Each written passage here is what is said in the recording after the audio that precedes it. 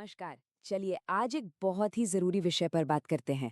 क्या ये मुमकिन है कि किसी बच्चे को एक अच्छे बड़े प्राइवेट स्कूल में बिल्कुल मुफ्त में शिक्षा मिले? जी हाँ, ये बिल्कुल मुमकिन है। सरकार के शिक्षा का अधिकार यानी आरटीई कानून के जरिए। आइए इसे और अच्छी तरह समझते हैं। तो सबसे पहला और सबसे अहम सवाल यही है, क्या किसी बच्चे को एक अच्छे प्राइवेट स्कूल में पढ़ाने का सपना है, वो भी बिना किसी फीस के? अगर इसका जवाब हाँ है, तो ये सारी जानकारी सीधे सीधे आपके ही काम की है। देखिए, ये जो शानदार अवसर है, ये सरकार के शिक्षा का अधिकार अधिनियम, जिसे हम सब राइट टू एजुकेशन एक्ट या शॉर्ट में आरटीई कहते हैं, उसी के तहत मिलता है। ये एक ऐसा मजबूत कानून है जो हर बच्चे को अच्छी शिक्षा का अधिकार देता है। तो ये कानून काम कैसे करता है? बहुत सिंपल है।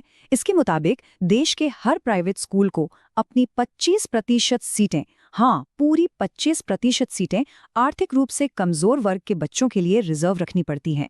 इसका सीधा सा मतलब ये हुआ कि इन सीटों पर बच्चे को 8वीं क्लास तक एक भी पैसा खर्च किए बिना पूरी तरह मुफ्त शिक्षा मिलेगी।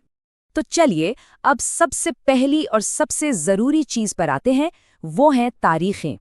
इन डेट्स को कहीं अच्छे से नोट कर लीजिए, क्योंकि सही समय पर अप्लाई करना ही आधी जीत है।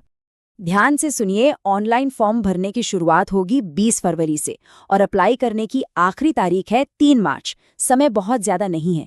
इसके बाद 6 मार्च को लॉटरी निकलेगी और फिर 3 अलग अलग राउंड में स्कूलों का अलॉटमेंट होगा। पहला 13 मार्च को, दूसरा 27 मार्च को और तीसरा 13 अप्रैल को। इन तारीखों को भूलना नहीं है। तारीखें तो हमने जान ली, अब जरा एडमिशन से जुड़े कुछ बेहद जरूरी नियमों को भी समझ लेते हैं, क्योंकि फॉर्म भरने से पहले इन नियमों को जानना बहुत जरूरी है। तो नियम क्या है? देखिए, पहली बात तो ये कि एडमिशन सिर्फ एंट्री लेवल क्लास में ही होगा, यानी कि PP3 प्लस या फिर पहली क्लास में। दूसरी बात, बच्चा उसी स्कूल के आसपास के वार्ड या गांव का रहने वाला होना चाहिए। और हाँ, एड्रेस प्रूफ में ये साफ साफ लिखा होना चाहिए। आप ज्यादा से ज्यादा 5 प्राइवेट स्कूल चुन सकते हैं और सिलेक्शन पूरी तरह से एक ऑनलाइन लॉटरी सिस्टम से होता है, जिसमें अनाथ और दिव्यांग बच्चों को प्राथमिकता दी जाती है। अब एक बात पर खास ध्यान दीजिए, ये बहुत बहुत जरूरी है। अगर किसी बच्चे को आरटीई के तहत एक बार किसी भी स्कूल में एडमिशन मिल गया, तो फिर वो किसी दूसरे स्कूल में आरटीई कोटे से दोबारा एडमिशन के लिए अप्लाई नहीं कर सकता। ये एक बच्चे के लिए सिर्फ एक ही बार मिलने वाला मौका है।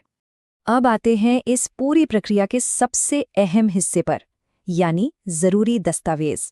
क्योंकि अगर डॉक्यूमेंट्स ही पूरे नहीं हुए तो सारी मेहनत बेकार हो सकती है। तो इस लिस्ट को ध्यान से देखिए और सब कुछ पहले से ही तैयार रखिए। तो सबसे पहले वो डॉक्यूमेंट्स जो सभी के लिए जरूरी हैं: बच्चे की एक फोटो, जन्म प्रमाण पत्र यानी बर्थ सर्टिफिकेट, बच्चे और माता पिता दोनों का आधार कार्ड, जन आधार या राशन कार्ड, और पते के सबूत के तौर पर मूल निवास प्रमाण पत्र। ये लिस्ट तो एकदम पक्की है। अच्छा, इसके अलावा कुछ और दस्तावेज भी हैं जो आपकी खास कैटेगरी के हिसाब से लग सकते हैं, जैसे कि इनकम सर्टिफिकेट, अगर लागू हो तो जाति प्रमाण पत्र, अगर है तो बीपीएल कार्ड, और अगर जरूरी हो तो दिव्यांग, अनाथ, मेडिकल या विधवा होने का सर्टिफिकेट। तो अपनी कैटेगरी के हिसाब से ये भी पहले ही तैयार रखें। चलिए अब मान लेते हैं कि लॉटरी में बच्चे का नाम आ गया। बहुत बहुत बधाई, लेकिन काम अभी खत्म नहीं हुआ है। तो अब इसके आगे क्या करना है? आइए सिलेक्शन के बाद के स्टेप्स को भी समझ लेते हैं। प्रक्रिया काफी सीधी और सरल है।